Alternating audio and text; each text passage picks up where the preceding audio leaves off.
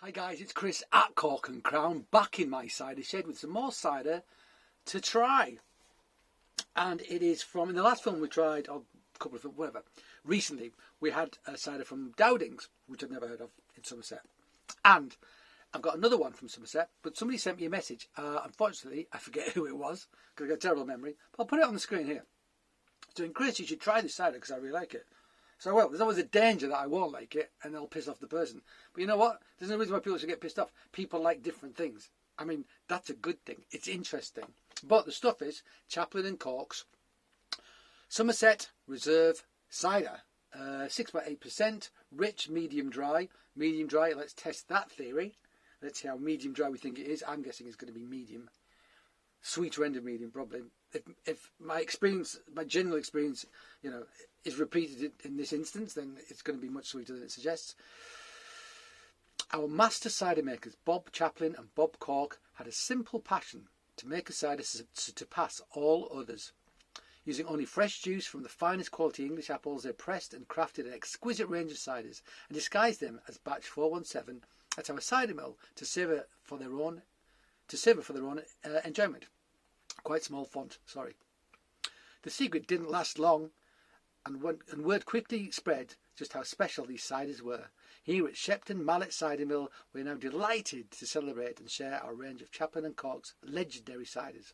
So, Shepton Mallet Cider Mill is big. It used to be Gamers before Gamers hot-footed it to Ireland, possibly because of Brexit. I'm not sure. It was around about 2016. But they made, Blackthorn, Babysham. They had the big Babysham fawn outside, actually. Don't know if they still make it there. They'll probably make it in Ireland now or something.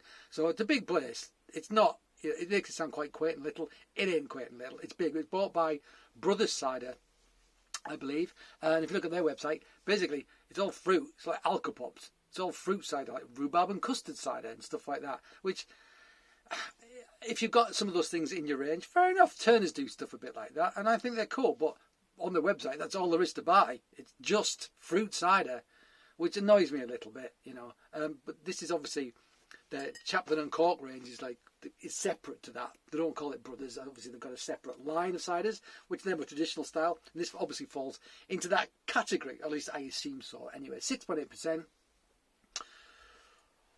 Let's pour it out and taste it.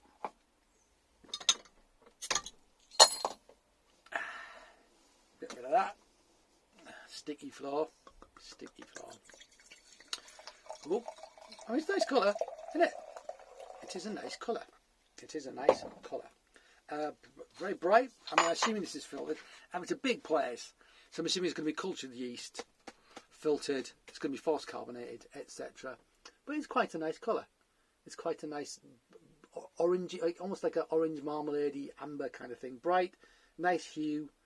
Like it. Doesn't seem too carbonated when I opened it either, so it seems to be sensitively CO2'd, which is good. CO2 is important. Levels of CO2 are very important to one's enjoyment of one's cider. Let's have a sniff. Very delicate. Very delicate. Compared to the Dowdings that we had last film, whenever it was. That was much richer on the nose. Loads of super right. It smelled like apple pie, sorted apples, like stick in your nose, and it was a really delicious fruit dessert. This, much more delicate. Although it doesn't smell. It's got almost like earthy apple skin-like character to it. So actually, although it's subtle, I don't mind it.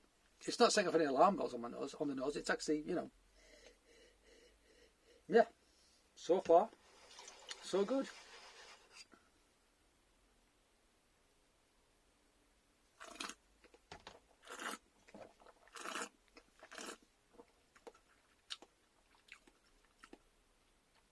Okay, decent tannin. It is decent tannin, actually, I must say. There's more of a fresh apple character on the palate that I would associate with pure cider apples, straight cider apples. For 6.8%, it feels quite light. I'm wondering if this is made from concentrate. It's very possible. They're big. They're going to be selling stuff all year round. If you're selling stuff all year round, you're going to be making from concentrate because you've only got so much room in your fermenters. So yeah, I wonder. But having said that, it's minerally, It's not got super intense flavour. However, for a larger producer,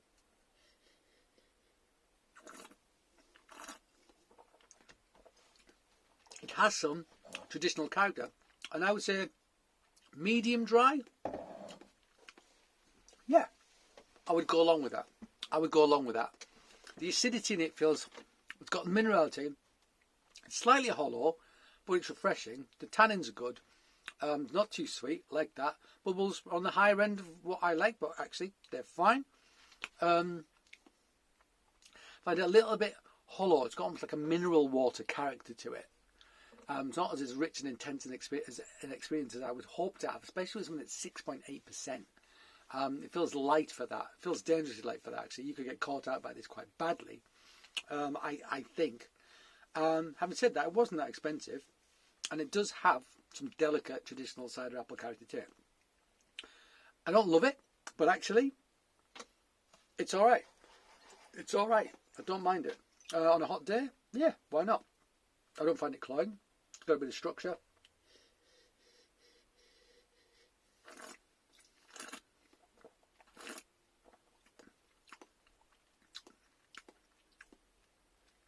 A bit of acidity. Just delicate acidity though. I mean, it's not blowing my mind, but it's not pissing me off. And I've had some ciders recently that just pissed me off. You know, they're just like, it's just not what it says in the bottle. This is kind of what it says in the bottle. And actually, for a larger producer, I think it ain't bad. It ain't bad. I mean, the Downing's kicked its ass. But the Downing's was a lot smaller. I was using wild yeast. It must have been like vintage, you know, slow maturation, etc. You know, and this isn't. So there's only so much you can get. You're going to make on a large scale with in volume with cultured yeast. There's only so much flavour you can extract. You know, I mean, there is only so much flavour you can extract. So actually, all things considered, not bad. Not bad. You know, would I get it again? Nah. If there was nothing else to get, I go, yeah, okay, I'll have that. But it's not setting my world on fire. But having said that, I mean, I sell very, very, very, very high-end stuff. I mean, I sell really high-end stuff from tiny producers, you know. So this shouldn't be as good as that. But it was a lot cheaper than that. So, you know, to make it inexpensive and still acceptable is an achievement of sorts. It really is. So there you go. To whoever it was. I'm sorry I forgot your name. I meant to look it up before I sat down. When I sat down, I was like, oh, it's gone out of my head. I'm terrible with names anyway. I'll put your name on the screen anyway. Thank you for recommending it. It was a worthwhile recommendation. It was interesting to try. It really was. And yeah, I can see why you like it. Absolutely. It's a quaffable cider with traditional characteristics, I would say. All right, guys. Thank you for joining me in my shed. I hope you join me again. But until then, cheers.